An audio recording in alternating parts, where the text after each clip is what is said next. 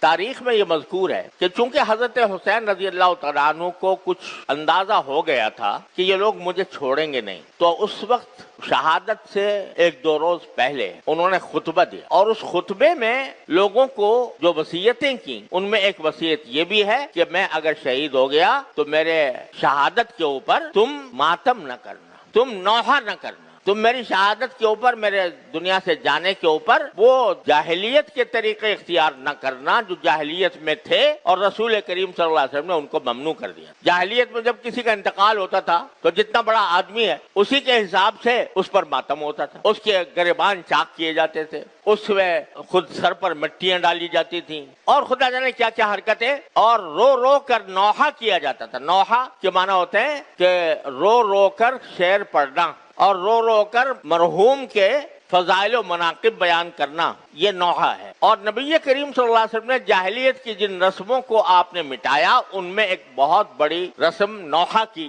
آپ نے مٹائی کہ نوحہ کرنا ناجائز۔ تو یہ خود حضرت حسین رضی اللہ تعالیٰ عنہ خطبے میں یہ فرما رہے، ظاہر ہے کہ نواسے تھے رسول کریم صلی اللہ علیہ وسلم کے، آپ کے جگر گوشے تھے، آپ کی تعلیمات سے کیسے ذرہ برابر وہ انحراف فرما سکتے تھے؟ تو انہوں نے یہ خطبے کے اندر خود یہ وصیتیں فرمائیں۔ افسوس ہے کہ ان کی ساری وصیتوں کو پس پش ڈال کر ایسی رسمیں ایجاد کر لی گئیں کہ جس کے نتیجے میں خود نہ صرف رسول کریم صلی اللہ علیہ وسلم کے ارشادات کی نفی ہوتی ہے، خود حضرت حسین رضی اللہ تعالیٰ عنہ کی وصیت کی نفی ہوتی ہے، اور ایک پورا ایک طوفان برپا ہو جاتا ہے نوحوں کا اور ماتموں کا۔ بہرحال جو لوگ کرتے ہیں وہ جانے، ان کا کام جانے، لیکن مسلمان اہل سنت ہیں جو نبی کریم صلی اللہ علیہ وسلم کی سنت کے تابع ہیں، جو حضرت حسین رضی اللہ تعالیٰ عنہ کی وصیتوں کے تابع ہیں، ان کو اس قسم کی مجالس میں جہاں یہ نوحہ ہوتا ہو یا جہاں ان کے حضرت حسین کی وصیتوں کے خلاف ورزی کی جاتی ہو،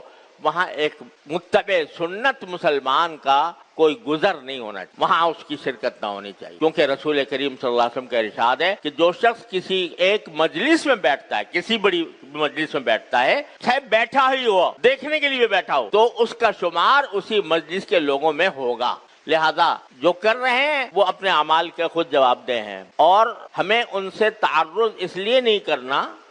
کہ ہمیں اس کا حکم نہیں دیا گیا۔ یہ بعض لوگ سمجھتے ہیں کہ یہ جو رسول کریم صلی اللہ علیہ وسلم نے فرمایا کہ اگر کوئی منکر دیکھو تو پہلے اس کو اپنے ہاتھ سے روکنے کی کوشش کرو، اگر ہاتھ سے روکنے کی استطاعت نہ ہو تو زبان سے روکو، زبان سے استطاعت نہ ہو تو دل سے اس کو برا سمجھو۔ تو اس کی تفسیر اصل میں یہ ہے کہ جو صاحب اقتدار ہے، جس کو اقتدار حاصل ہے کسی حصے پر، اس کا یہ فرض ہے کہ اگر وہ اپنے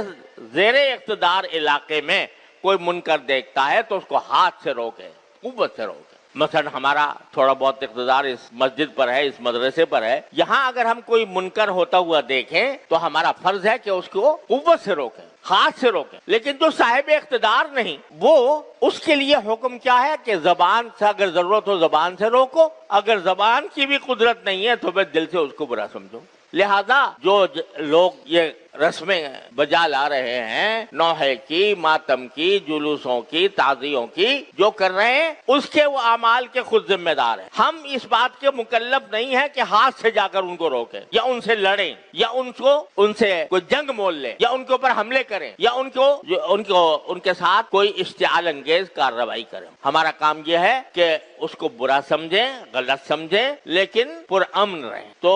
اس طرح یہ ایک اعتدال کا راستہ ہے جو شریعت نے ہمیں بتایا ہے، اسی اعتدال کے راستے پر قائم رہنے کی ضرورت ہے۔ اللہ تبارک و تعالیٰ اپنے فضل و کرم سے، اپنی رحمت سے ہمیں عاشورہ کی فضیلت کا حقدار بھی بنائے اور اس کے تقدس اور اس کی برکات سے ہماری زندگیوں کو روشن فرمائے۔ وآخر دعوانا الحمدللہ۔